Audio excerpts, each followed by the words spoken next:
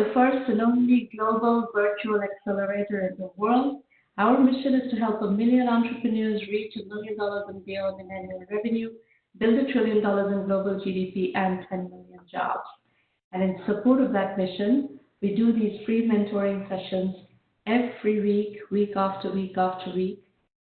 We started back in 2008, and today we are doing the 460th session of these free roundtables. So over 100,000 people have participated. It's been a pretty standard fixture in the entrepreneurship ecosystem of the world now for many years. And the event is being recorded. You will find recordings of every single prior roundtable on our YouTube channel, 1M1M Roundtable. And this recording will also go there. If you are live tweeting today, please use hashtag 1M1M. On Twitter, we're at 1Mby1M and at Romana. Please follow.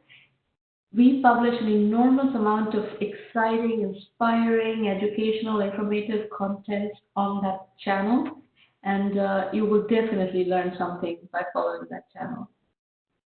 Now, this is a roundtable, not a pure broadcast. We do have a lot of scheduled programming. We have a guest. We have 4 scheduled pitches, so it is a packed program, but it is also a roundtable, not a pure broadcast. We want you to participate as much as possible. So please make a note. I will put the slide up later. But in the meantime, you can type into the public chat and participate. And when I open up the line for call-ins, you're also welcome to call in and talk about whatever it is that you would like to discuss. We will start today's program with a conversation with Guillermo Gaspart from Barcelona. The company is buyhours.com. Guillermo, welcome to the show. Hi, hello everybody, and thank you just to stay here with you. So let's start by introducing our audience to you and to Buy Hours. Tell us a bit about the company and how and why you started this company. You obviously have a deep family history in this industry. So let's talk about you a bit and then about Buy Hours. Okay, that's perfect. I think it's important just to explain shortly about my personally, a short intro. I am the 4th generation of a hotel family business based here in Barcelona. I was born here in Barcelona, 41 years old. And the thing is that I've been involved in the hotel industry for all my professional life. Working inside the hotel in the family business, okay. And 6 years ago, more or less, I met my co-founder or my business partner is Christian Rodriguez, and he's a more tech guy, more close to the marketing, nothing to do with the hotel industry. And he wanted just to make a really simple question to an hotelier, and that question was why the minimum stay in a hotel is 24 hours. In fact, it's 22 because the difference between the check-in time, normally 2 p.m. until 12 a.m., it's 22 hours. Mm-hmm. I wasn't able to answer him, and I realized that there were nobody in the industry, neither OTAs or hotel groups, offering this kind of flexibility or this kind of products. And that's why we created buyhours.com. And even until today, we are the only one hotel booking platform that we allow users to decide the check-in time in a hotel during 24 hours. Doesn't matter if it's 7 a.m., 7 p.m., 5 p.m., whatever you want. How many hours do you want to stay in a hotel? 3, 6, or 12 hours. Then we speak about micro stays and just pay for those hours. We are introducing the concept of the pay-per-use in the hotel industry. Mm-hmm. Very interesting. And how did you get this company off the ground? Was it difficult to sell the concept to the hotels? Exactly. At the beginning, there are 2 main challenges in the company. First of all was the supply, and after today, maybe it's the demand, because we need to challenge with both of them. But at the beginning, it was really complicated just to demonstrate to the investors or even to the market that the hotel industry, they want to play this game. I mean, they want to put in inventory, they want to participate. And at the beginning, it was really complicated because the first hotels was so tough just to sign the first contract with the hotels. But after that, we started in Spain with my network that I have in Spain, after in Barcelona, Madrid, the rest of Spain. And right now we are with more than 3,000 hotels in all Europe, all Latin America and Middle East. And really soon, during 2019, beginning 2020, we are going to open the States. And so let's go back a bit more to the beginning of the validation. To what extent your network in the hotel industry, the fact that you are deeply from this industry and you had a deep network in the Barcelona hotel industry, to what extent that helped you in validating the concept? I think it's if you are trying to make like an entrepreneur inside the industry that you know perfectly, you have the network, you have the knowledge and everything. I think it's more easier because it's at the beginning you can trust on your colleagues, or even if they are competitors and you are right now they are like partners, you can have this possibility to sit with them, to explain to them your new idea or what do you want to innovate in this industry. And at the beginning it's more simple if you have this network or this knowledge in the industry. But even though you have, here in Spain, we have this kind of possibility, here in By Hours, we have the main stopper that we have 6 years ago.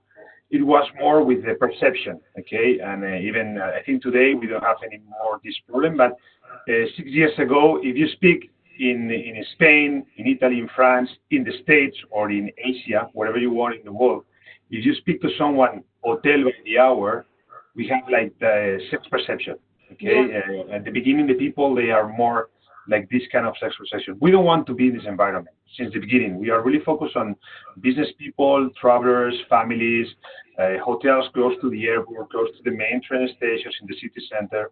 And at the beginning, it was really complicated just to manage this kind of perception, okay?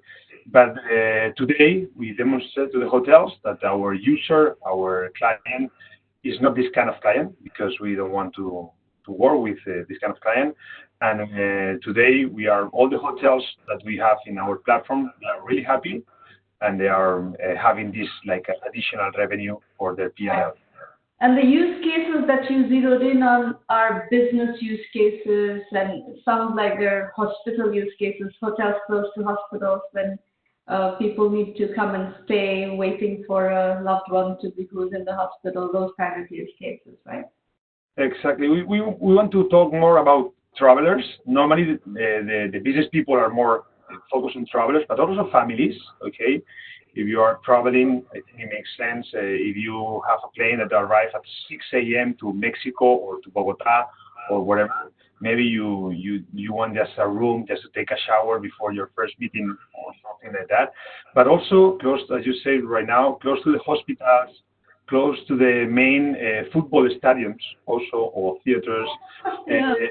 Yeah. At the end, all the spaces that there are people waiting or waiting for something or for someone, I think it makes sense just to offer this kind of a short stay in a hotel. Yeah, makes sense. Okay, now talk a bit about your financing strategy. You put in a little bit of your own money and then you did raise money. So let's talk a bit more about how you got to your first round of financing. I think we use the classical the triple F, I mean the family, fools and friends, okay? In our case, we don't use the family. We are more focused on only fools and friends, and the first round was covered more for our own money from my business partner and myself, and after that, the classical friends that you have that you want to make like small tickets in order to proceed with them in the first MVP. And after that, we put it more business angels from Spain, then some venture capital, more professional investors from Spain. And after 2015, we decided just to expand our business as we wanted to open the rest of countries, like in Europe. We started to talk with more VCs, international VCs. And I think the company changed completely because we incorporate in our board of directors this kind of VCs. and definitely it's what we say smart money. I mean, it's not only the money; it's really important the smart money. And if you focus your fundraising strategy in those investors that they have also network or knowledge in the travel or in the hospitality industry, it's our case, it's a double win because you have the money, but also you have the knowledge and the network just to scale the business. What are the denominations? You put in about 100,000 euro, you and your co-founder. What was the first angel round? The first angel round was, I think, was after that, and it was with some business angels and some friends, and we put an evaluation of 1.7 million euros it was at the beginning, okay, because the first part of the company, we were ourselves, that we were financing this part. And after that, until today, we raised, until right now, close to 10 million euros. And right now, we are really close we are going to close a new round of another 8. I mean, total will be close to 18 million euros in a different rounds, okay? And but as I told you before, after 2015, with international investors, and right now we are talking with some VCs from the States, that because as we want to open the States, it makes sense for us to have someone there in the region, in the area, in order to help us to develop the business and also to develop the network with another investors. So just to kind of get the specifics of what did you go between the angel round and the VC round, what were the metrics that you went to VCs with? Yeah. The main metrics was that just to validate the business. At the beginning, with the first business angels, it was more like I don't want to say the PowerPoint, but it was more like just some papers and just to sign some contract with the hotels, just a small number of bookings. And after that, when you start to talk with VCs, definitely you have to show to the VCs that you have the first KPIs. I mean, our main KPIs, for example, is the CAC, the cost acquisition of the client, the average order value, and the lifetime value. These are the main 3 KPIs that we have in our P&L.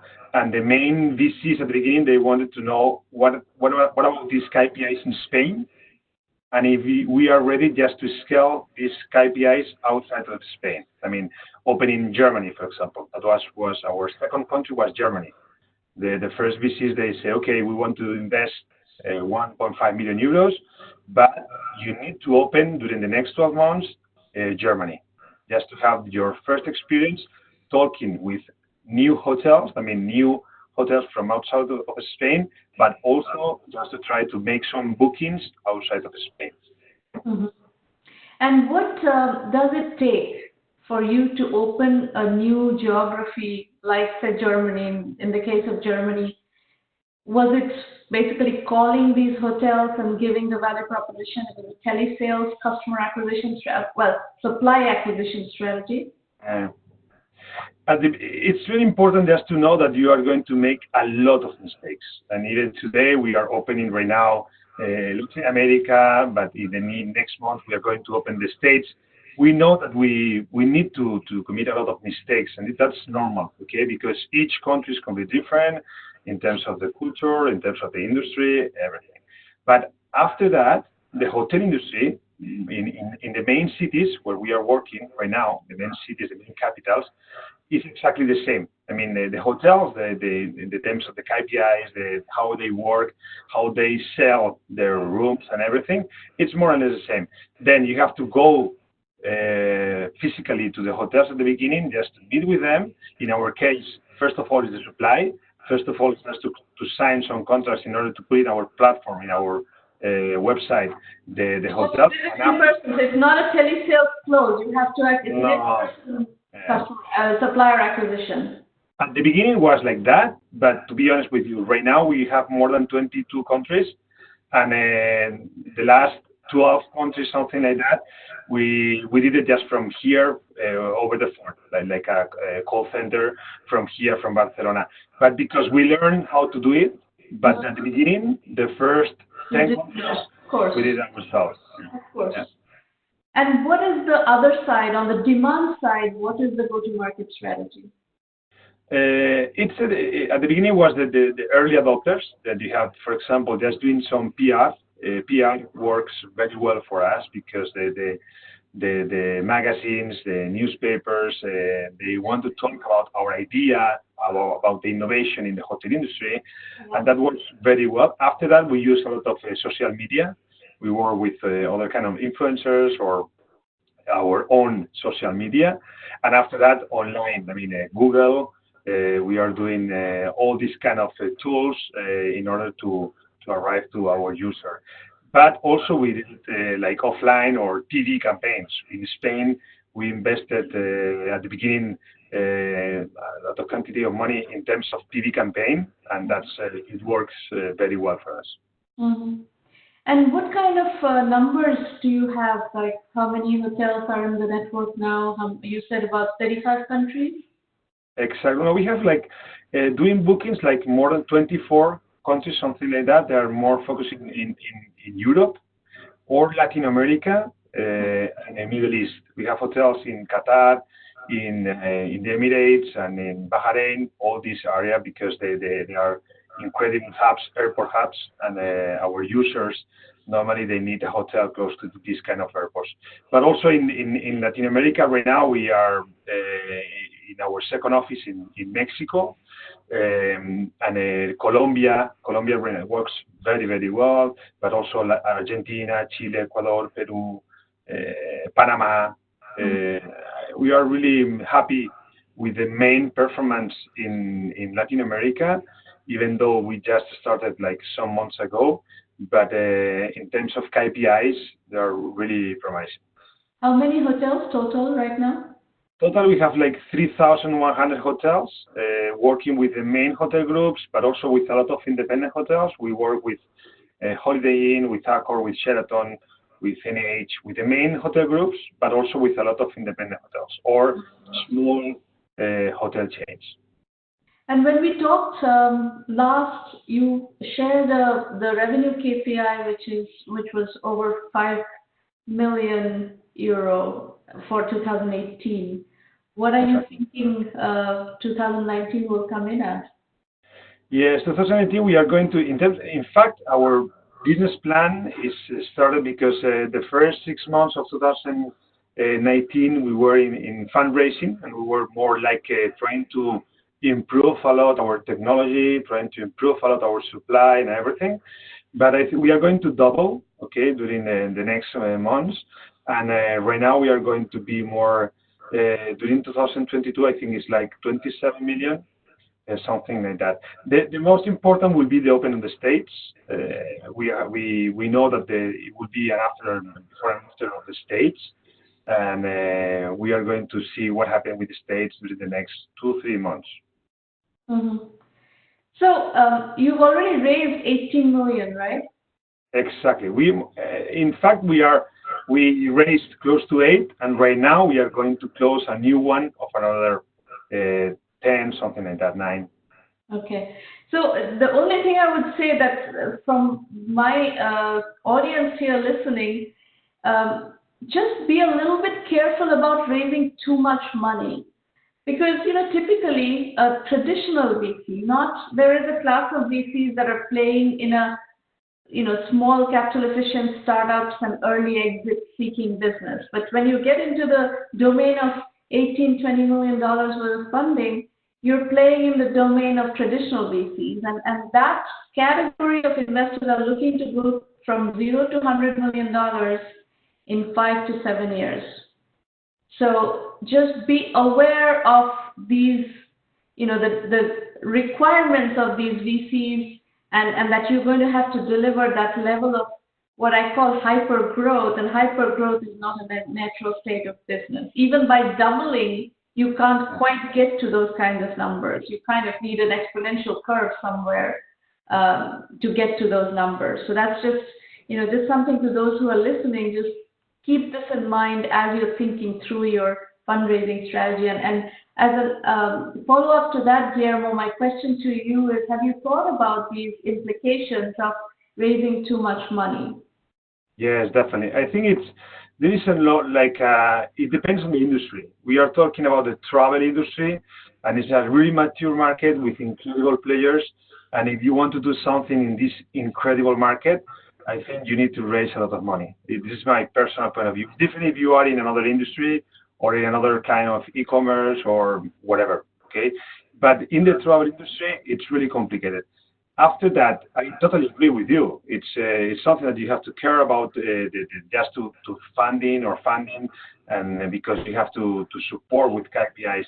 But as I told you, we raised during the last 6 years 8 million euros, and right now we are going to raise another 8. I mean, we need to spend this 8 million euros in the future. I mean, we are not overfunding. I think we are going to close right now. You're not overfunding. Right now, you're fine. Exactly, because we raised until right now 8 million euros. I mean, during 6 years, it's not too much, I think. No, it's not too much, but remember that with $18 million worth of financing, you better start delivering those kinds of, like, you know, you're already in the market for a while, so now you need to hit the 100 million revenue mark relatively quickly, because now you've got quite a bit of funding under your belt. So without raising humongous amount of money more, you're going to need to start getting into those exponential curves. Definitely. No, I agree with you. I think it's important just to balance between the funding and your KPIs, your performance, and everything, your revenues. I agree with you. Because, you know, at some point, you're going to have to start having the exit conversations and return on investments and all that. And you're going to, you know, the minute you come into the US and start interacting with US VCs, they're going to look at those numbers, right? They're going to look at, otherwise they're going to load your term sheet up with liquidation preferences. And even though we are, I think also it's different if you talk about a B2C business model or B2B, they are also different. Okay, we are in the middle because we are part of B2C just to show to the market that it makes sense, this kind of product. But today what we want to do exactly is just to manage or to lead the distribution of these micro stays, even in our own channel, but also in other channels like OTAs, in airlines or in corporates. I mean, we want to expand our business, and then it's different because in terms of valuation, in terms of scalability, it's completely different. You actually have a very good opportunity to leverage more with B2B because the corporates all have travel arrangements, right? They have lots of traveling people in their ecosystems, and if you do a lot of corporate deals, you could grow much more efficiently, capital efficiently. Exactly. Yeah. Very interesting. And talk a little bit about what's happening in Barcelona. It's a very active, very vibrant ecosystem, and you've obviously been successful through that network. Talk a bit about what's happening, how is the ecosystem developing? Right now, Barcelona is the main city in Spain in terms of the startup ecosystem. In Europe, I think after London or Paris or Berlin, they are in the main top 5. Here right now, we are partners of the Barcelona Tech City. It's the main association in Spain in terms of a lot of startups. We are all of us together in one association. And I think it's a really nice place just to start a company, first of all, because a lot of young people from Europe or from the States or whatever, they want to come to Spain and to Barcelona because the quality of life here in Spain is amazing, and in Barcelona in terms of the weather and everything, and you can hire a good talent with a different expense cost, because in London, for example, are really more expensive. And in our case, in terms of the tourism, Spain is the second country in the world with more tourism. I mean, in terms of the hospitality, the travel and everything, it's perfect because you are doing the MVP in one of the main countries of the world with more experience in the hotel, but also in the travel. I mean, for us, it's perfect because we can validate the business in our own city. Very good. Very good. Guillermo, wonderful story. Look forward to following your journey and see you again soon. Bye-bye. That's perfect. Thank you very much. Bye-bye. Pleasure. All right, folks, we're going to go to the entrepreneur pitch section of today's call. just want to set some expectations for those who are pitching, whether it's today or will be pitching later in subsequent sessions. Just know that we are on your side. It's a safe working session. You can talk about what is it that you need help with, and we will work on whatever issues that you are struggling with and try to accelerate your journey. That's the whole purpose of us being here. There's no other agenda. Now, if you disagree with my feedback, that's perfectly okay. Don't feel bad about that. It's your venture. You will decide what strategy you want to follow, and that's just fine. Just know one thing, not all businesses can raise money, not all businesses should raise money, and raising money doesn't guarantee success. So with that, we're going to start with Vivek Kumar from Qlicket. Vivek is actually a premium member of the 1Mby1M program. Vivek, please unmute your line and tell us what you're working on. Hi, Sumana. Thanks for having me on again, and hi, everyone. So I'm Vivek. I'm one of the founders at Qlicket. And you've probably seen some of this already, Sumana, but wanted to just go through this again, and then I've taken some feedback on what you've talked about. So we kind of lead with this exciting momentum we have where we signed a $500K annual contract. Actually, it's over $500K, most of that being recurring revenue with a Fortune 500. So the most exciting part of that is proving we're a solution, not a tool. Tackling a market of 1 in every 4 workers in the U.S. That are in these high turnover environments, think distribution centers, call centers, retail, fast food, certain healthcare, and more. And we're very much starting in the distribution center space. It's about 1 in every 4 workers. Next slide, please. And what's interesting to us is about 75% of the reason these workers quit is because of avoidable turnover. So management, coworkers, a sense of pride in the workplace, promotional opportunities, even the work itself. They're all opportunities to improve the avoidable turnover reasons people are quitting their job, and that's what helps. What Qlicket helps to solve. So if we go to the next slide, we can take 1 in every 4 workers is 40 million workers. Next slide, please.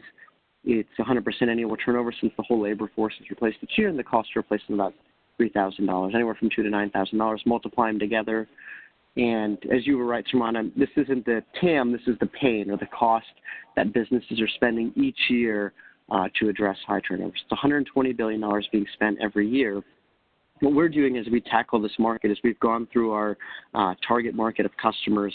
We've gone through these 10Ks and looked at kind of those that list high worker turnover as a risk factor, as well as the number of distribution centers, and that's how we've been doing our initial outreach to identify customers that we've been signing up. And so on the next slide, you'll actually see a listing of our product dashboard, how it works, kind of on a and everything kind of opened up. This is what administrators actually utilize to create campaigns, manage the kiosks that we use, kiosks being kind of tablets mounted near the time clock, the break room, and the restroom that workers interact with on a very regular basis. On the next screen is what workers actually see, where they provide their latent thoughts about what's affecting them. All of this is anonymous, super high engagement, about 100 responses every 7 to 10 days if there are 100 workers in a given facility. This is sort of the level 1 screen. This is the level 2 screen, part of a broader 3-phased approach where we identify a broad problematic area. We then deep dive on it and come up with a set of solutions, and woohoo, it works. This is a customer testimonial saying, hey, before Qlicket, this was my retention. As you can see, it was about 8%. After, it was about 25%, so 3x plus increase. And since that time, their Glassdoor reviews have actually gone up as well, which is super awesome to see, and completely third-party validation of the solution working. About $579,000 in annual cost savings achieved by this increase in customer retention. And the math is pretty simple. On the next slide, we'll see that if we prevent just 1 worker on average per month from not quitting who otherwise might have, it makes money off our solution. Handful of paying customers, including some Fortune 500s. If we click on the slide, we see that the total contract value is over $2 million on a fully rolled out basis. And the median sign-up time's only been 3 months from intro to paying. In fact, intro to MSA or large contract, 6-figure contract, under 7 months. So very fast deal velocity, very little spend to acquire customers, currently at 15K MRR, on path to hit 40K MRR by year end. That's 22% month-on-month growth from July to December. It represents a 3.67x increase in MRR from 15 to 52, and currently only burning 14K a month with 81% gross margins. So we can hit profitability by year end going into Q1 2020, which we're pretty excited about. pipeline is filled with a lot of companies that are on the Fortune 500, Forbes Global 2000. Teams, myself, John Goldschmidt, and Deepinder Tiwari, all worked at leading companies and studied educational institutions from Tata Consultancy Services, Penn, Wharton, Blackstone, a couple of patents that we have issued and pending. We've got a lot of passion to execute on this opportunity. Next slide, please. Okay. I have just one part here. I don't know what you intended to do with this Fortune Forbes slide, but if you were talking about the pipeline, I mean, there are two things that I would like to see in the slide deck. One is TAM, the other is the pipeline, because this is a very compelling story that you're telling here. And if you can follow this up with a pipeline right after this and show that, you've just closed $500,000 account and you have another, X number of $500,000 accounts in the pipeline that could close in this time frame is your estimate. That would be a very, very comforting story for investors. Yeah, that's a great point. We do have a list. We do have a detailed sheet. We didn't want to kind of share it in maybe the public forum specifically yet, but that's. Don't do the detailed sheet. Maybe in the detailed sheet, I wouldn't show that in the investor pitch either. I would show just like a, here's who we think is going to sign up next. $500,000 deal. If there are, let's say, 3 other $500,000 deals that will close next quarter and another 3 that will close in Q2, I mean, whatever, something like that. If you could tell that story, that is a very compelling story. Cool. That's great feedback. Yeah. So we have a couple names, and we can reposition that slide a little bit to make it more specific. So that's great feedback. Thank you. And do you have a TAM slide? The TAM slide. So we were working through the TAM sort of, which is a $300 million, right? But we're going to work on combining some of these other industries we've talked about to kind of get to that $1 billion plus. Yeah. So we've got a call center. Yeah. Yeah. Okay. So basically, for those of you who are listening, Vivek has a specific set of verticals where he's calculated $300 million TAM, and then my suggestion was to include other industries where this is applicable to show $1 billion TAM, but with the caveat that the focus is currently this $300 million. The market penetration strategy is really focused on this $300 million. So, and that's a perfectly acceptable story from an investor point of view. So Vivek, in terms of feedback, I saw a little bit of the emails that you sent me overnight. The one investor that caught my eye in your potential leads is Dundee. Nice. There is actually an interview that I did with Mark from Dundee, Mark Hasbrook. You may want to look that up. It's in our curriculum as well on the website.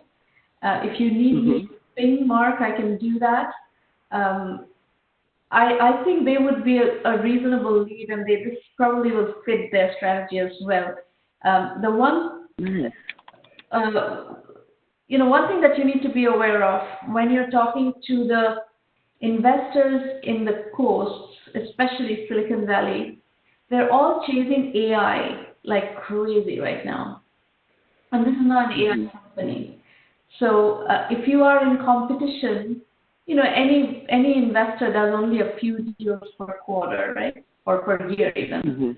So if you're in competition with a deal that has AI, you're going to lose.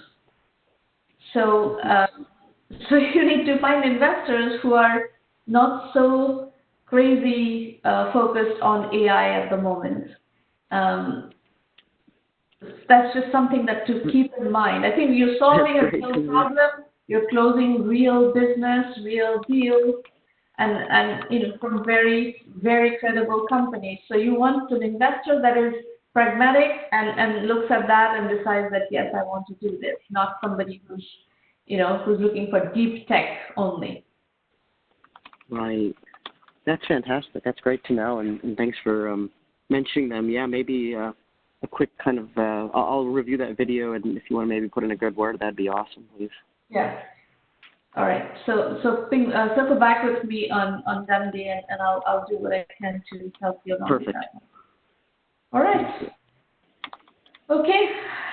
Good luck, Vivek.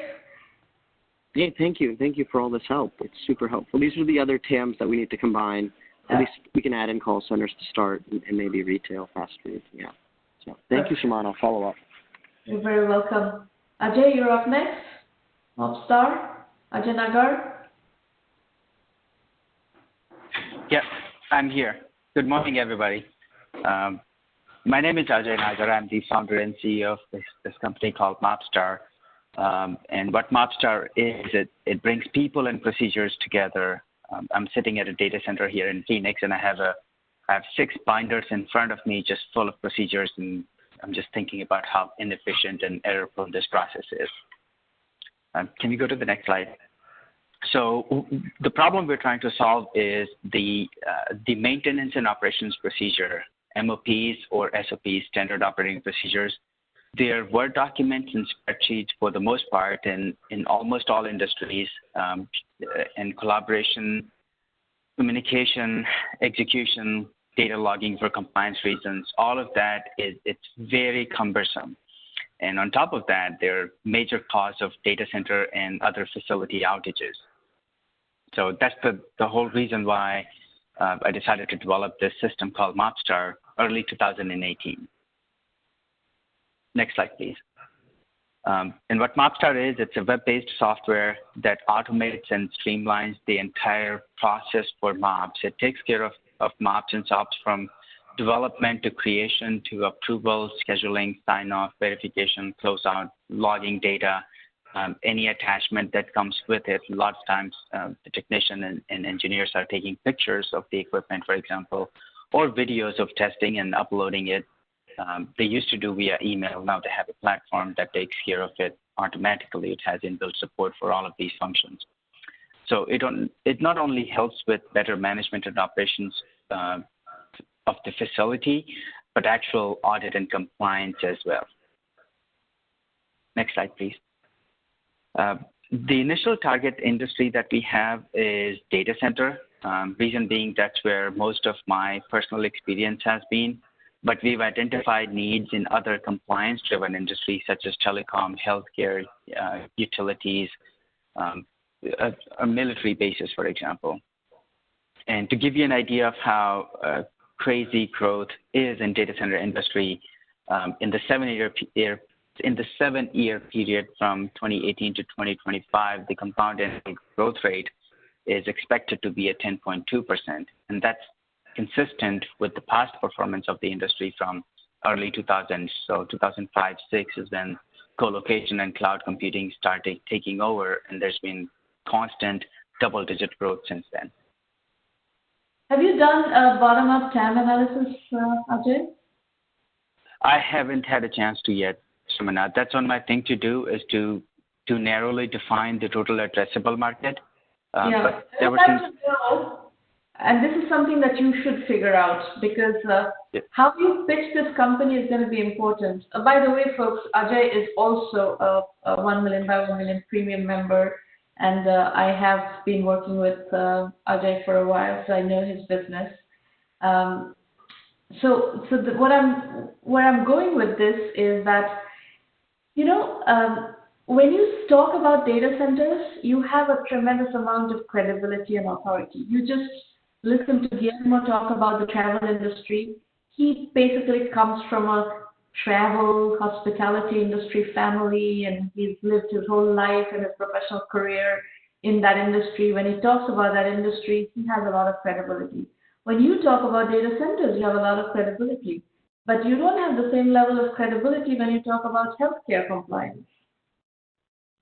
We have actually another entrepreneur, Helma here, who's working on healthcare compliance, and that's where she has spent her entire life. Yep. She understands healthcare compliance really well, and she's very credible. She's being thought of as a thought leader in that space, and she's being invited to speak on the issue.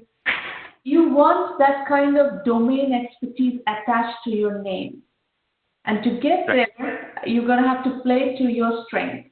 This very long-winded background is to get you to the question of how big a business can you build? And this requires a bottom-up TAM analysis on the data center business. Your workflow, kind of solution as it applies to the data center industry, how big a business can you build? That's the question that I would try to answer. Can you build a sizable business just in data centers where you will be totally credible? Yep, I agree. And you just answered one of the questions I saved for, it's on the last slide, which is how do we build credibility and enter new markets, healthcare or telecom? That's right. Yep. So, thank you. The journey for MOPstar, the idea, the problem I faced I've been facing this problem since 2015, but I was part of a bigger company or organization then, so I couldn't really openly solve it within that umbrella, given my day responsibility. But 2018 is when I really got serious about the solution. We had a working product late 2018. Our first customer, we got the first check in February 2019. As of October, which is current, we have 4 customers, close to 100,000 in revenue for this year, and 2 soft commitments that I hope to convert by end of this year. And all of this was done working part-time on MOPstar. I have part of my time I spent consulting in data center industry, so I still do projects within the same industry with the same customers. Very good. How do we make money? So ours is a node-based license. It's pure usage. The more MOPs a company has, the more work they do, the more they pay us. An average customer pays anywhere from $12,000 to $15,000 per year, and I'm trying to get this number up with some professional services. So it's in the $30,000 and $40,000 per year for average customer. Tell me something. This your pricing model takes into account the number of data centers, the size of the data center, etc. This particular slide? No, I'm just asking the deals that you've closed so far. Yeah. The way you've priced them, the way you've set the business model with them, I imagine that these companies are upsell opportunities as well. As do they have multiple data centers, or you have opportunity to upsell in those accounts, right? Yes, absolutely. So one of the more recent ones we closed, for example, they purchased a 500 node license, and that's to start with, quote unquote. We had a workshop with them last week, and we identified 2 integration use cases. And the next year, they plan on purchasing another 1,000 node license. So absolutely, it's a recurring thing. It's in our industry, think of it as a maintenance hours. We purchase 1,000 hours of maintenance on a UPS unit, and then we buy more as we need it. So it's a similar model. What is the business model? There's this node aspect to it, but is this a monthly recurring revenue business model? No, they pre-purchase the nodes. So, for example, if the data center purchases 500 node license, then they can create and manage 500 MOPs in the system. When they exhaust those, they buy another 500 or 1,000 node license. So it's not a recurring revenue business model. So it's recurring in terms of there's no subscription fee, time bound, but it's recurring in terms of having MOPs to do because it's a regulatory requirement for data centers to have MOPs, for example. I see. This is going to be interesting because these days all software companies are charging on a recurring revenue basis, and the minute you position yourself as a software company, people are going to ask you for stats like MRR and ARR. So when you say that is not what your revenue model is, then we're going to have to create a set of KPIs that they can absorb and get on the same page with you. Okay. Yep, absolutely. How we're going to market? So the first 3 customers I had were all direct. My personal efforts, meeting people at trade shows and conferences. And then now I have 3 channel partners that I work with, leveraging their sales and marketing infrastructure, so I don't have to have people on my payroll. doing sales and marketing efforts. I'm trying to leverage their existing relationship and infrastructure. The typical challenge of having a long enterprise sales cycle, especially for a startup where we're not a commodity that I can go and say, you need 10 of these units. It's a lot of time is spent in realizing the problem and developing needs. That's very typical. I learned from you and a lot of other resources. So now, with a 4 to 12 month sales cycle, what is the average deal size? I would say $12,000-$15,000 right now. 12, so with upsell, or this is like $12,000-$15,000 is the pilot, and then what is the lifetime value of this customer? Yep. So the lifetime value is, let's say 10 years, probably $60,000, $70,000, $80,000. I don't have really good data on it right now. That's why I'm trying to not put it on a slide. Okay. But the 12, 15 is the initial sale that happens, and then of course the extension of the contract is not included here. Okay. Yeah. So the team, competition. You're the solo founder, right? Yes, ma'am. Yeah. I'm the solo founder. I choose to go contractors and pay them out of the pocket, or let the business pay for itself. I'm not taking any salary. Yeah. The competition, majority of the market is manual document-based, so Excel sheets and Word documents right now. We have our strength in being user-centric as opposed to focusing on equipment. And then a lot of workflow processes are inbuilt. Most of our customers love MOPstar for that reason. Okay. And the next one should be last slide. So my goal with MOPstar is to keep bootstrapping as far as I can. It's painfully slow growth. A lot of times VCs especially, they want to see high growth and exponential growth essentially in very short period of time. And I haven't been able to get that because because I'm trying to bootstrap and split time between MOPstar and my other consulting business. Right. So the other thing that you're going to need to, I think you're going to have to bootstrap for a while, so just be aware of that. And I think, if you can get these channel partners starting to generate business for you, you're going to gradually be able to do full time this, the product side of the business. And this kind of bootstrapping with services or bootstrapping with a paycheck, these are examples that we see all the time. And I think it may be a little bit slow, but these are tried and true ways of building businesses. So you're not going to go out of business if you just follow, very kind of clean, sustainable business practices. Raising money for this company is going to be very difficult for a long time, not just because you haven't started to really hit your stride in terms of fast growth or fast product market fit. The other issue that you're going to have is what I pointed out earlier, is that it is going against the grain of the current industry, current software industry operates in MRR and ARR. So it's not a subscription-based pricing model, and VCs tend to not like that anymore in software. So, but frankly,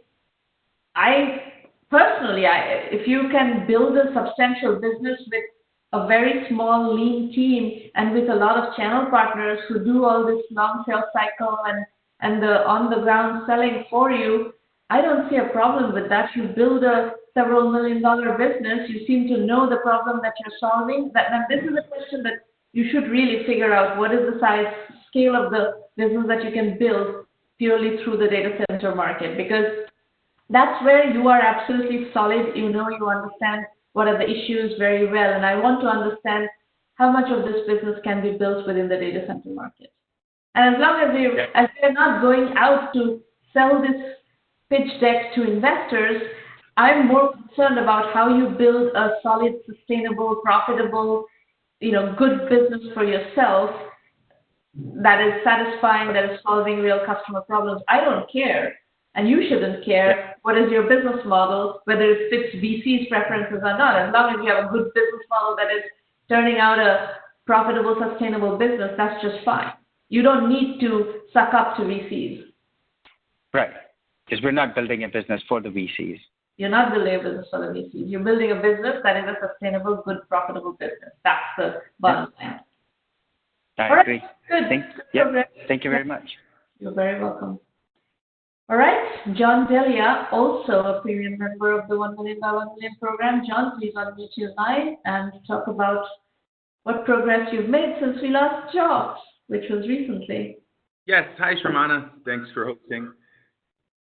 So I'm representing Housing JV here in Columbus, Ohio, and we're on-demand education and investing for real estate. And you can continue to the next slide. So under the age of 33 as a millennial, and in the last 3 years, me and my co-founder have turned small investments totaling $300,000 into a real estate portfolio of $2 million plus, which is a very marvelous feat for us. I personally am a second-generation real estate developer, and I've had experience with over 150 doors or apartments and houses. My co-founder is a globally recognized expert in building materials and product innovation. Next slide. So everyone wants to be an owner, but real estate ownership isn't as flexible, low cost, and easy as it should be. Real estate education currently isn't on demand and isn't always as credible as it should be. And, you know, my generation, the millennials, we want a faster path to wealth, and some would just call that a shortcut. So millennials do trust people who have achieved the success they're seeking. We have already proven we disrupt life with the sharing economy, and now more than ever, we're demanding social impact and social justice. So to give you an idea on the next slide, our current customers are really satisfied with the access and the platform that we've provided. They're learning a lot exceptionally, and they're excited to invest in the expanding real estate market. Our customers on average are 24 to 37. They have Netflix subscriptions. They love listening to guys like Grant Cardone. They subscribe to podcasts, and typically they have Audible subscriptions.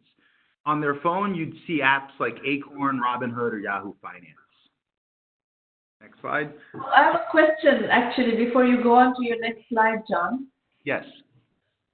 In terms of customer acquisition strategy, how do you reach this 24 to 37-year-old customer with this demographic, this kind of psychographic?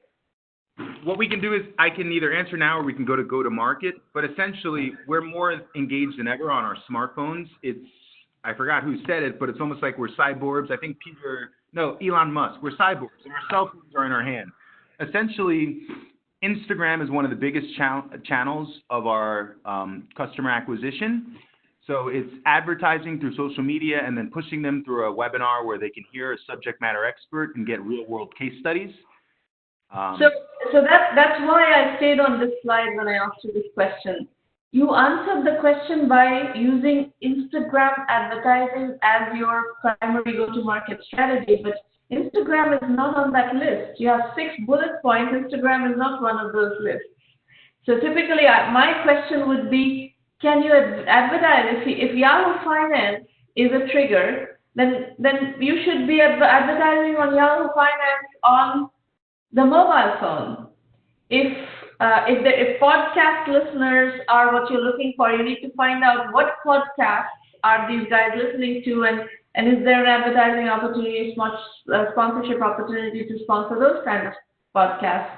So I would kind of try to get, because on Instagram there are a lot of people wasting a lot of time who have absolutely no intention and they don't have the rigor to go through learning to invest in real estate. I mean, the Instagram user base is a very large user base, and it's a very diverse user base, and a lot of that user base is not going to stack up with your target audience. Correct. Go ahead. Yeah, so I would like to know, and I would actually like you to investigate, where is the alignment that gives you a real signal, a level signal of some place where you can spend money on customer acquisition that directly coincides with the target audience that you're trying to reach. Demographically, psychographically, behavior-wise, habits-wise, I would like you to find that 1 or 2 really sharply focused channels. Thank you for that feedback. I think one thing I could add, which will have to be in the next iteration, is LinkedIn is the missing link of what you're saying. So it's Instagram for fun and scrolling, but once I want to mobilize and be more, I guess, intentional, I think that the professional networks such as LinkedIn advertising could be a huge opportunity there. That makes me feel much better. Now you're talking my language. Thank you for the feedback.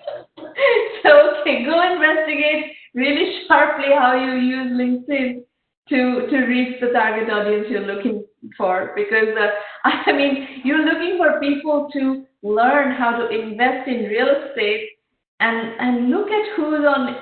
There are millions and millions of floozy users on Instagram who just do not have the rigor to do this. Correct. So our business model is a subscription service. We provide on-demand content, and then we also provide the ability to buy shares of real estate on our marketplace. Millennials don't want hidden fees. We don't want lump sums. So our subscriptions have 3 tiers. While in those tiers, you have access to investing in property. Sometimes you're not ready to invest in property, but you'd like an automated way to save and get to that goal. So, with one of our investor escrow accounts for $625 a month, as you're getting your education, you can begin saving and preparing for that first investment. And otherwise, as of right now, there's no more fees. So, right now we've become the largest demographic of 72 million in America, millennials. The median household income is $69,000. And of those 69, 36 million are at or above the median. 37% of affluent millennials feel like they're knowledgeable enough to invest right now. So when we take that 37%, it turns into about 13.32 million millennials feel comfortable with starting to invest today, tomorrow. Mm-hmm. So with our assumptions at our lowest subscription tier and a 5% market share of the 13.32 million who are already competent, we believe annually we can achieve about a $399.6 million annual recurring revenue. Okay. Now, what is the 5% of the 13.32 million? What is the assumption behind the 5%? The 5% is initially we can't get to the whole 13 million millennials who are already comfortable. So it's kind of starting at a lower market share and increasing. No. TAM is not market share. TAM is total available market. Okay. Market share comes later. Market share comes when you're talking about revenue forecast and market penetration, those kinds of things. TAM is TAM. TAM is the whole market. But like I've told you before, and I'm going to reiterate that again, be as specific as possible in who is within the total available market. So 37% of affluent millennials who feel knowledgeable enough to invest, 13.32 million millennials, feels very high to me. People who feel confident enough to invest typically start with investing in stocks. Correct. Investing in real estate is a much smaller subset of that. So I think you need to drop this one more level and make an assessment of what percentage do you think is comfortable or confident enough to invest in real estate.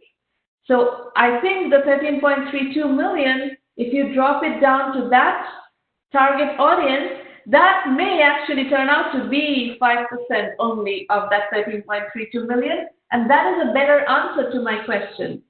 It is not. You could say that your assumption is 5% of the 13.32 million millennials feel confident enough to invest in real estate. That is a reasonable answer to the question I asked you, not market share. It is not market share. 5% is actually the total available market because people who invest in stocks is a much bigger set than people who invest in real estate. Correct. Thank you for that insight. You're welcome. So All right. the next slide, we're showing the market landscape, and it really it falls between an impact, a socially conscious impact focus, or non, and then the rest of it falls between you're either a fund/REIT structure or you're a marketplace allowing customers to offer small projects. So we find we're at the upper quadrant because we have that social impact, and it's still unaddressed in the marketplace currently. Okay. With the next slide, we've been using our current go-to-market is Facebook and Instagram, but I think you made a great point with LinkedIn. We've been driving them to webinars, and those webinars attendees can, either convert to customers or stay on our email list. We also host in-person events to continue with goodwill and trust. We do have to work on driving down the customer acquisition costs because we've split it between in-person and digital. I guess a question to ask you is, should we have a different CAC number if we don't recognize the cost it costs us for in-person events and just focused on digital spend?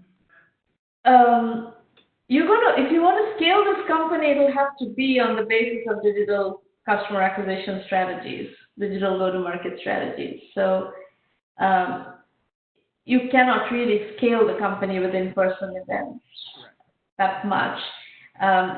So I think you're going to need to work. That's why I want you to go investigate the LinkedIn channel, the cost structure of what kind of campaigns that you want to run, what would that cost you? Because remember, your business is going to be purely based on the subscription fee, and that subscription fee is $600 annual subscription fee, right? And it's not even recurring subscription fee, it's maybe one-time annual subscription. So or just one-time joining fee, membership fee, whatever you call it. So it's a little bit tricky. You can't have a $594 customer acquisition cost and a $600 lifetime customer value. So the numbers here are completely off, and you're going to need to rationalize those and come to a number that works for you. Okay. About this slide that you need to, you have put all Black demographic millennials on this slide, but you have not said anything about that being your customer penetration strategy. And it's not even clear to me why this is your customer penetration strategy, because your target market, as we just talked about, is 5% of affluent millennials who are confident enough to invest in real estate or are interested in investing in real estate. Now, that is, I don't see why the Black demographic is your customer penetration strategy, because I think that is a very, very thin sliver of that market. Okay, thank you for that feedback. We'll work on expanding. Yeah. So moving forward to KPIs. So currently we have about 34 active subscribers, and we're projecting all the way to 2022. And the major KPIs are active subscribers and annual recurring revenue. And we believe if we can keep 10x in growth year over year, by 2022 we should have 1 million subscribers with at least $1 billion in recurring revenue. You don't know any of this, because until you do the calculation of what is the customer acquisition cost and how can you acquire customers with enough customer lifetime, these numbers don't mean anything. Yes. So do the homework and see what comes out at the end of that exercise. So this slide right now is not a credible slide. And this is definitely not a credible slide yet. So I think you have some work to do. Okay, thanks, Shramana. You're very welcome. All right, Vikash Agarwal, you are our last entrepreneur pitch today. Hello. Hello, Vikash. How are you? Are you there?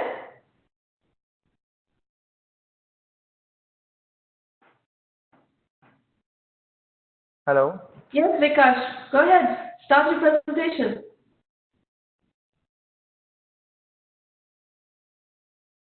What's going on?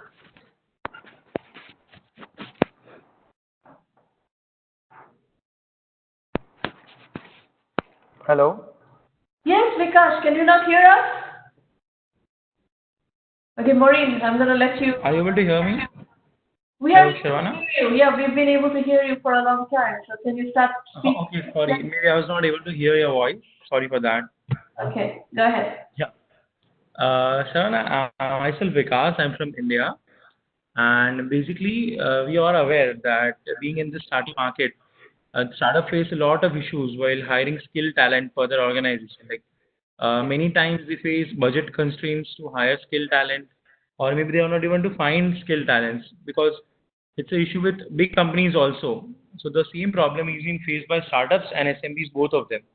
So we're trying to solve this problem with our employee sharing approach, where a single skilled employee can work with multiple companies, who can work with two different companies at the same time.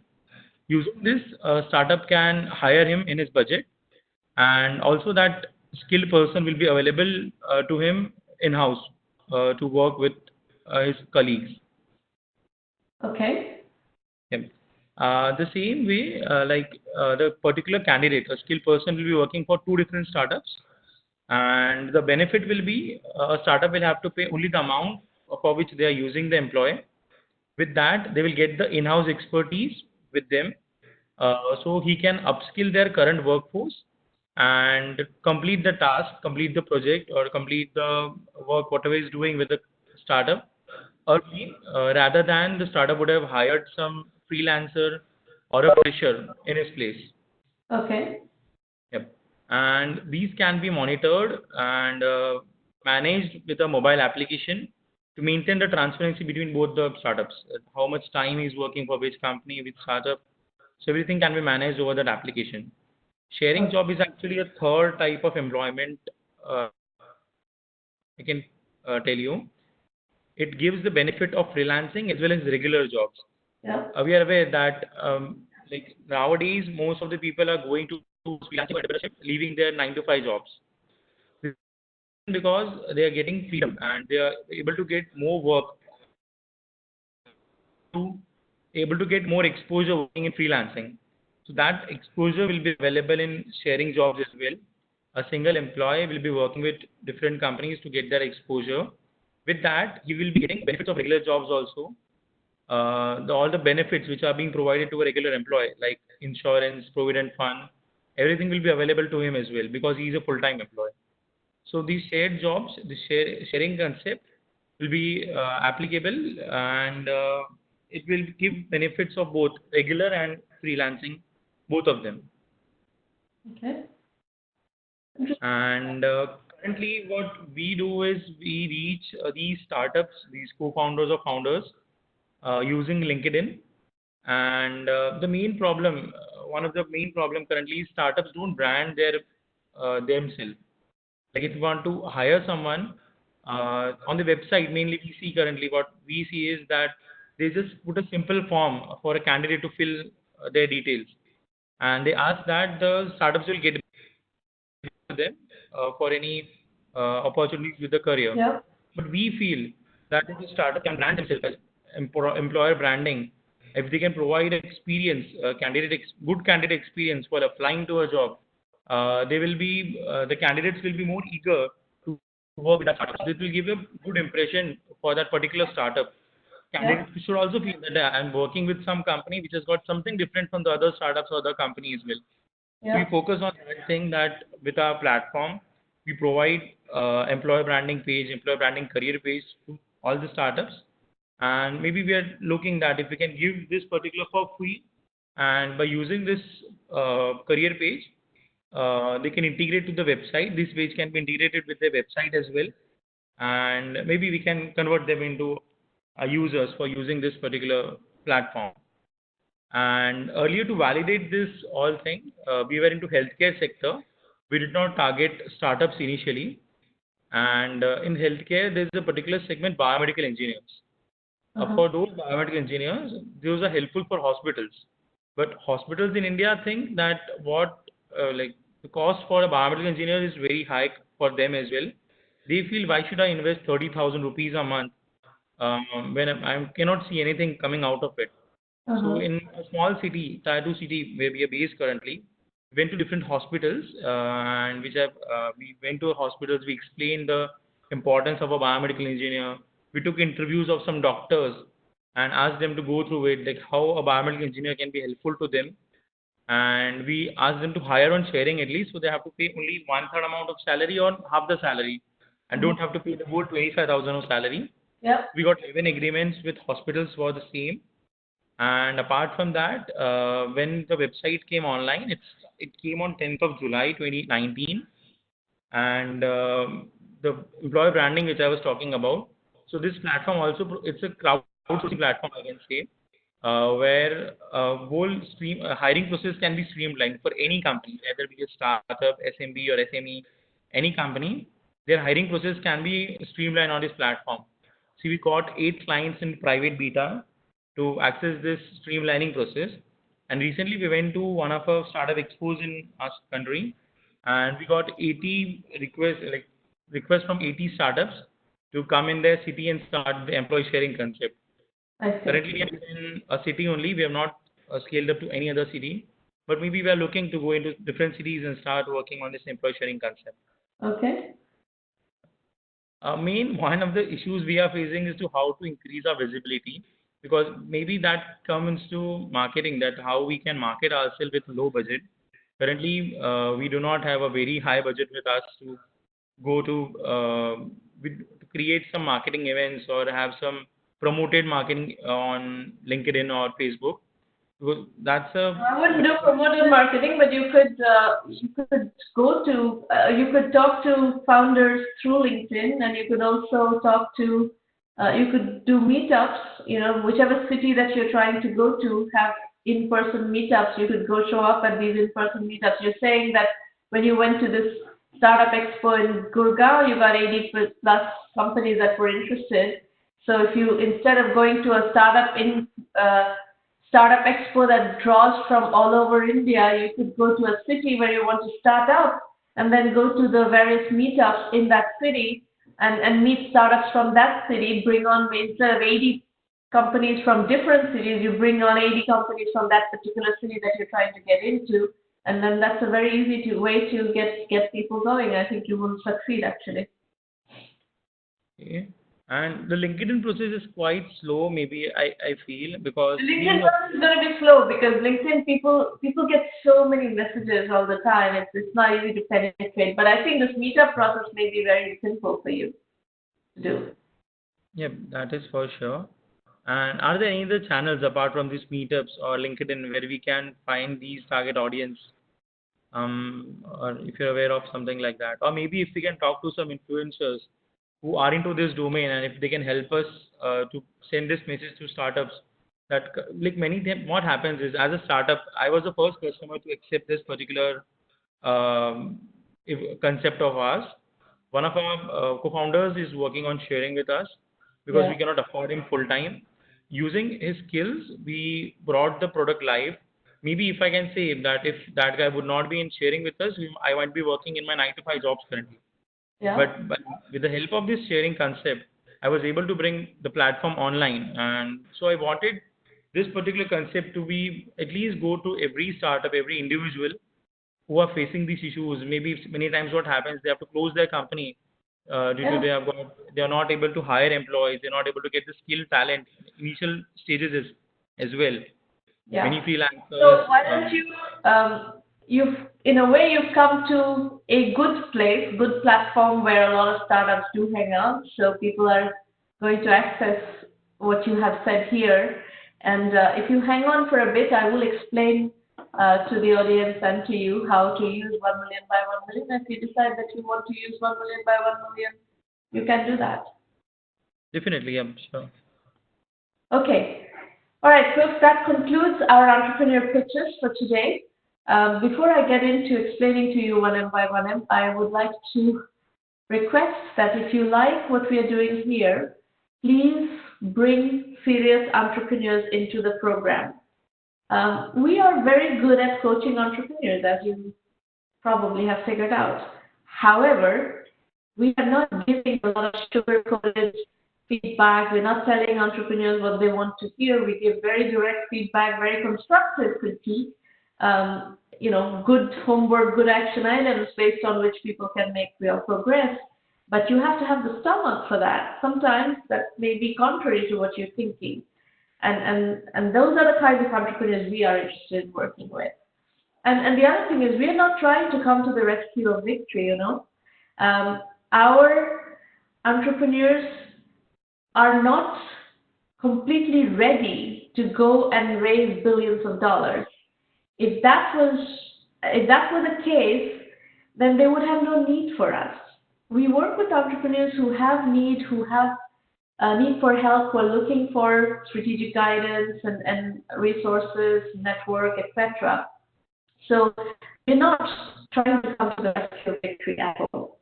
Just be aware of that. So you should feel completely safe to come here and ask for help, because that's why we're here.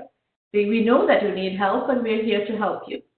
1M1M is where all the resources from 1M1M are available. 1Mby1M.com. You will find a blog that just by following the blog, it's free. You will learn a lot. The Entrepreneur Journeys book series is very reasonably priced. It's available on Amazon. You can learn from that. These are case study based books. There are 12 to 16 case studies per book.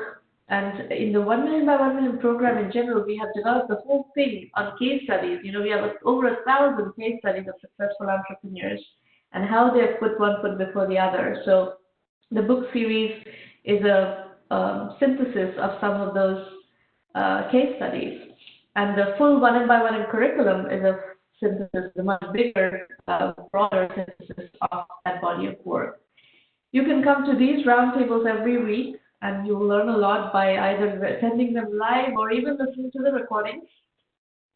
Our full acceleration program is 1M1M Premium. You will find extensive methodology guidance, a full curriculum. That's the digital curriculum. You can access it from anywhere at any time.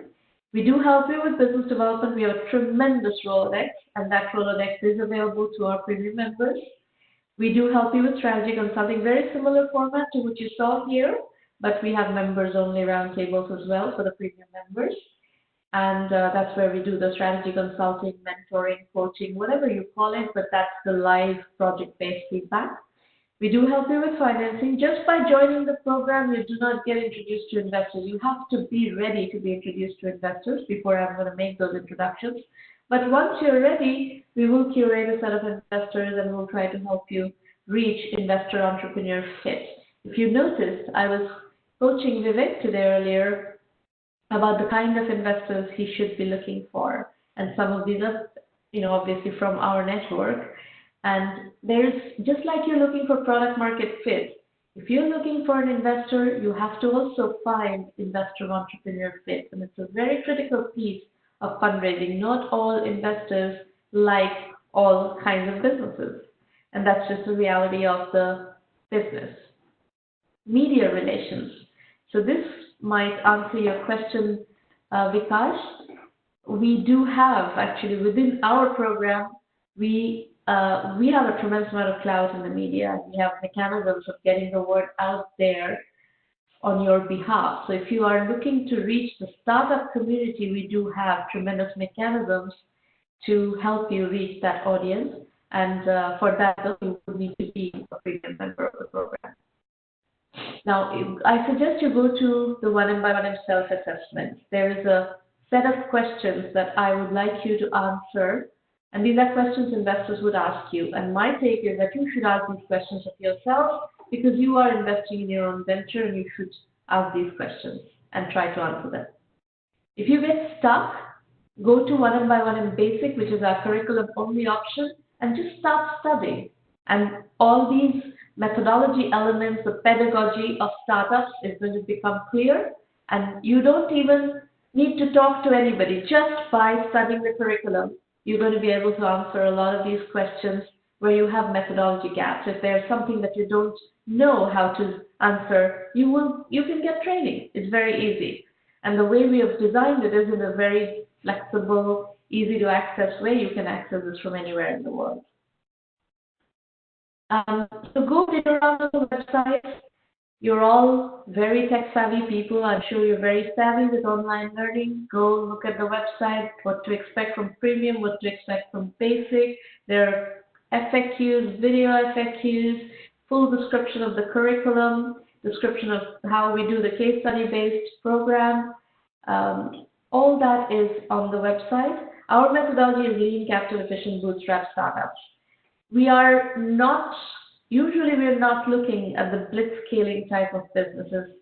And typically, if you have achieved extreme virality, you could qualify for a blitzscaling kind of business, in which case you probably don't need us. If you've already proven extreme virality and you have investors chasing you, you don't need us. The entrepreneurs we work with are those who need us. As I said, we are not coming to the rescue of victory. We are working with entrepreneurs who do need help. And those entrepreneurs typically do much better in a lean, capital efficient bootstrap mode. And the philosophy is bootstrap first, raise money later. We are okay with you raising money. There's no problem with you raising money. We will help you raise money. But you will need to bootstrap to validation. And that's a requirement. There's not much going around that unless you're a proven, serial entrepreneur who's already made money from some investor who's going to write you a check just because it's you. On the PR side, if you go to the website and look at the description of the premium program, you will find descriptions of how we help you with PR as well. And you can basically access all that through the premium program. Now, these roundtables happen every week. For the moment, until Thanksgiving, we are around doing free roundtables every week. So every Thursday morning, there's a free roundtable. We also have online rendezvous. This started very recently. We've only done 2 of these, but we will be doing 3 more in October. And these are Tuesday morning, 8 a.m. Pacific time. And please, you can follow on LinkedIn Live. You can follow on our Facebook page live or Twitter live. So just go to my profile or the Facebook 1Mby1M page or the Twitter profile, my Twitter profile, and you will find the online rendezvous. And then, of course, there's an in-person rendezvous that happens twice a month. In October, actually, there are 3, so 2 more still in October, 16th and 30th, and then 1 more in November 13th. Those are in Cafe Boroni in Menlo Park, and these are for people who are local or people who are stopping by, visiting from elsewhere. They often tend to be very international sessions because we get people from all over the world who are visiting Silicon Valley come by. So we've met all kinds of people from all kinds of geographies at these rendezvous, and they tend to be quite exciting and fun and interesting sessions. Short, they're just 1 hour and very intimate also. A small number of people, 6, 10 people, not huge, usually 6, 10, 12 people. So very cozy and very, very interesting. Okay, we have a bit of time for Q&A. If any of you have questions, you can dial in and ask questions. You can also type questions into the public chat. Be sure to set your chat to send to all participants, and I will pick up questions from the chat. While you're doing that, let me introduce you to Irina Patterson. If you have questions about the 1Mby1M program, you can contact Irina Patterson, irina@1mby1m.com. And that is all. Vikas, you have a question. I would love to answer some questions from you. Let me know if you have any doubts or feedback. Because I understand what you're trying to do, so it's not like I have questions about your business. I understand what you're trying to do, though, but you will have to get, companies to join your program, and the thing that you did not discuss is what is your business model. So you still need to sort out how you're going to make money off this venture. What is your role? Like if you look at an Upwork takes a percentage of the fees. Okay, Jim, hello. format? Yes, Vikas, go ahead. Yeah, actually, we are into SaaS model currently. We charge for website usage of the website, and as a total, we also charge a mobile application based on the salary of the employee. So these are the 2 current models which you're having, one for the website and one for the application. How much do you charge, and based on the salary of the individual, how much are you charging? Are you charging a percentage of it, 10% or whatever? Percentage of it, approximately ranging from 5 to 10%. Okay, all right. That's fair hypothesis to go to market with. Most of that industry goes on a percentage of the salary basis, so that's a reasonable ask. You'll find out as you get into market how that plays out. Okay, what else? Anybody else? Any other questions? Jim, are you planning to pitch soon? All right. I don't see any more questions. I don't see any hands raised to dial in or anything. So I'm going to wrap up the session. Very good to see all of you today, and I will see you next week. Bye-bye.